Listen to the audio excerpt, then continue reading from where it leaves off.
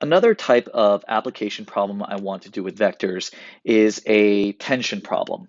And a tension problem is one in which we use vectors to represent the magnitude of the pulling force that is exerted by a cable or a rope or some other object that might be holding up some type of weight or mass. And it's important to understand here that the magnitude of these vectors are going to represent the force that is exerted by the cable. It is not the length of the cable itself. It represents its pulling force. One other thing that I want to mention about these systems is the idea of a static system, which is when the system is in equilibrium and not moving. So it's when the amount of force that is exerted by the cable is equal to the force that is weighing that cable down so that it's not moving. If it's not in equilibrium, then you have the object actively being pulled up or that object actively pulling that cable down. But when it's in static or when it's a static system, then the cables are not moving themselves. And when this happens, the sum of the forces in the horizontal and vertical directions is equal to zero. And I think it's best if I just dive right into the problem so you can see this laid out in full with actual values and numbers and the vectors actually drawn out. So let's go ahead and try this first problem here. So we're going to use a figure. We're going to draw our own figure to determine the tension in each cable supporting the load. And you're not given any words written out here. I'm just going to go ahead and draw the diagram so we can see the system. So suppose you had some type of beam, or let's say just attached to the ceiling itself, okay? And we've got two different points or two different places where we have cables. So we have point A and point B. And let's just say that this is our first cable, cable A, and we have cable B here, okay? And from this point at the bottom, these cables are holding up some type of object. And let's just say that the object weighs, let's say 1,000 pounds. Let's just say that 1,000 pounds, okay?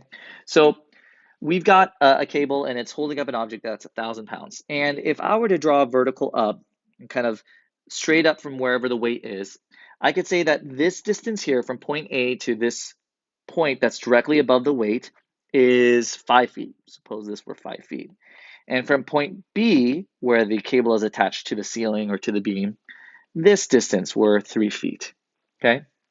And because the weight is being held straight up, we're going to say that both sides are going to represent a right angle. And the final bit of information I should probably tell you is that let's just say the distance from here to here is 5 feet as well. So this vertical distance here is 5 feet, okay?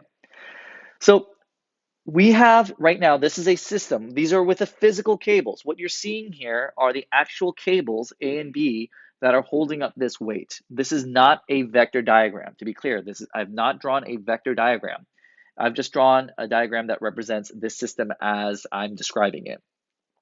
And what I want to first start with doing is finding these angles here, because we're going to need these when we draw our vector diagram. So theta A and theta B. So the first thing I'm going to do is I'm going to find these angles. So find the angles. I'm going to label out my steps. So theta A is simply going to be what? And just think about this for a second. How would I be able to find this angle? And the correct answer is using trigonometry. We can say that theta A is the inverse tangent of my opposite over my adjacent, or 5 over 5. And we don't need a calculator to know that this is going to then be 45 degrees, right? And when our opposite is equal to my adjacent, then we have a 45-degree angle. Theta B would then be the arc tangent, this time of 5 over 3. And this one we probably do want to punch into our calculator. We will get 59.036 degrees. So we've just found our angles. The next thing I want to now do is I want to now set up a vector diagram. And again, to be clear, I have not drawn a vector diagram just yet. All I've done is just a diagram to describe the system as with the actual cables and the weights. But now I want to draw a diagram that shows the vectors. So it's going to look pretty similar initially. So we still got a vertical line, we still got the weight down here. But, so we're going to draw this. We're going to say this is our point C, and point C to D, that's going to be a weight. So this represents this portion here of the diagram, okay? And this is a vector C going to D, and this vector has a mass or a force of negative 1,000 pounds, okay? Now, let me just kind of zoom out so you can see both things going on here. Now, it's important to recognize here that what we have is vector A, C going to A. So I'm going to draw that. I'm going to draw that vector here, C going to A. So there's C going to A. And I'm going to just label that here. That's vector CA, okay? I also have a vector C going to B. Now, I'm going to draw this vector a little bit longer here because of this key fact. These vectors, their magnitudes are the force. Their magnitudes are the actual tension. You'll notice here that if my cable is shorter, then I would actually have more tension exerted on that cable. The longer the cable is, then the less amount of tension I would have. So since the cable B going to C or C going to B is a shorter cable, it should have more tension. Therefore, it should have a larger magnitude. So that's why I'm drawing this vector C going to B as having a longer magnitude. And so what I would then draw, C going to B, I would add it to CA. And why am I adding it? Because this system is in equilibrium, as I mentioned earlier. It is a static system, meaning these should be equal to one another. So another way of expressing that is to say that's vector CA plus vector CB plus vector CD. All three of these vectors need to be equal to 0, okay? All three of these vectors need to be equal to 0. So what then I can draw with that fact is the following. Vector CB, I can then draw up here as such.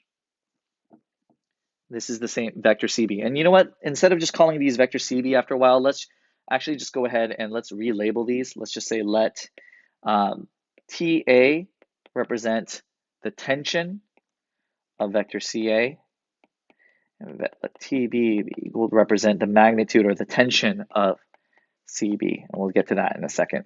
But I can draw CB back up here. So this right here is vector C going to B, okay? Now, what do we know about these vectors? Well, the information that we found out with the angles theta are still going to apply here, meaning, and let me just do this in a different color, this angle that we found for theta A, that's still going to be equal to 45 degrees. This is still a right angle, meaning this angle here is got to be 45 degrees. Well, what do we find for theta B? Theta B, this angle here, or this angle here, theta B, we said that's still 59.036 degrees. Well, that is going to be an alternate interior angle with this angle here. So we see that those angles are congruent. And by transposing that vector over up here, that means this angle here is going to be 59.036 degrees. Remember, this angle here and this angle here are congruent. This angle here and this angle here are congruent. So we're able to draw that. Now, final bit of information, we know that since this vector CD is exerting a force of negative 1,000, in other words, its magnitude is negative 1,000, that means in order for this system to be in equilibrium, this here has to be positive 1,000. It's got to be exerting the opposite force. So this right here, this resultant vector has to be exerting the opposite force of 1,000. And if you look carefully at what we've just drawn here, I can actually just highlight, and I'm actually just make that a little bit thicker so we can see. I can highlight here, what do we have? We have an oblique triangle. And let me just redraw that triangle up here. So let's just kind of draw this here. We have an oblique triangle right now with the following information. We know that this angle here is 45 degrees. We know that this side length here is 1,000. we know this angle here is the sum of 59.036 and 45 degrees. If we add that up, we should get 104.036 degrees. And also now using the triangle sum theorem, or just knowing that the sum of all my angles have to be equal to 180, I can subtract 45 and 104 from 180, and we should get 30.964 degrees. So I've got a triangle right now with all three angles and one of the sides. And I'm going to label the magnitude of vector CA as this is my tension of vector CA, and this is the tension or magnitude of vector CB. All I have now is an oblique triangle where I'm given three angles and a side, and I can use either the law of sines or the law of cosines to solve for my remaining sides. Well, given that I have two angles at a minimum and a side here, it would make more sense to now use the law of sines to finish solving this system or solving this triangle. So we're going to say, use the law of sines. So setting up the law of sines here, let's set up what we know. We know that the side length of 1,000 over the sine of 104.036 is going to be equal, that ratio is going to be equal the tension of vector CA over the sine of its opposite angle, which was 30.964. Send that out. And that's equal to vector TB, or excuse me, the tension of vector CB, or what we say T sub B, over the sine of 45 degrees. So from here, you can solve it in any number of ways. You can just say TA is equal to 1,000 sine of 30.964 cross multiplying, should put that symbol there, divided by the sine of 104.036. And when you put that into your calculator, you should see that the tension of cable CA should be approximately 530, 0.330 pounds was our unit. That's how we were measuring our tension. TB, T sub B, would be equal to 1,000 sine. And again, I always recommend going with what we were given if possible. So 1,000 times sine of 45. Oops, already wrote down sine. 45 over sine of 104.036, and T sub B should be approximately 728.869 pounds. So let's express our answers in sentences. So we'd say the tension of cable CA, C going to A, is approximately 530.330 pounds. And just for the sake of time, I'll just bring that over. The tension of cable CB, or C going to B, is approximately 728.869 pounds. So this is a great problem because it uses both vectors and our understanding of vectors, as well as the law of sines to measure the tension of a system that is a static system with tension.